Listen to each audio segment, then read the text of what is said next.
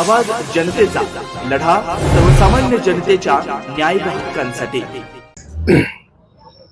अक्षयदा आज आले, पण आमचं असं म्हणणं आहे, अक्षयदा आज आमच्या गावात आमदार म्हणून चाललेत. कारण फक्त औपचारिकता बाकी आहे त्यांची विजयाची. आणि जसं शिवाजी कर्डिले साहेबांचं मी ज्यावेळेस पहिल्यांदा भाषण ऐकलं होतं, जसं मला कळतं तसं त्यावेळेस ते निवडून आले ना, त्यावेळेस त्यांनी भाषण असं केलं आमच्या गावामध्ये की जे इलेक्शन असतं 1 महिनाभर 15 दिवस ते इलेक्शन असतं. फक्त एकदा इलेक्शन झाल्यानंतर मी हा पूर्ण तालुक्याचा आमदार आहे. मी कोणत्या एका पक्षाचा आमदार नाही, काँग्रेसचा नाही, नाही शिवसेना नाही. ही जनता हा माझा पक्ष आहे आणि जनतेचं कुठलंही काम कोणत्याही पक्षात जरी माणूस गेला तर ते त्या माणसाचं काम करून द्यायचे.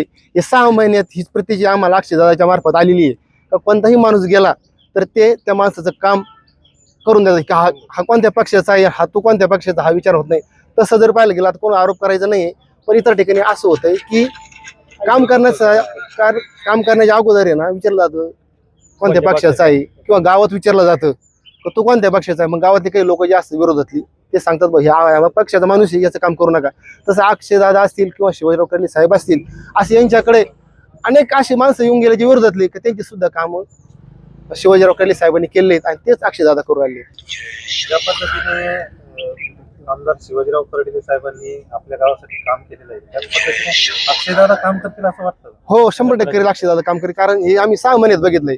आमची डीपी 200चा ट्रान्सफॉर्मर हात जळाला होता, तर खूप प्रयत्न करून ते मिळत नव्हतं. आम्ही वांबरे आमचे मित्र म्हणजे आपले कर्डिले साहेब एकदम जवळचे विनीची धसाळ असतील यांच्या मार्फत आम्ही त्यांना घेऊन कर्डिले साहेब अक्षयदादाला भेटलो होतो.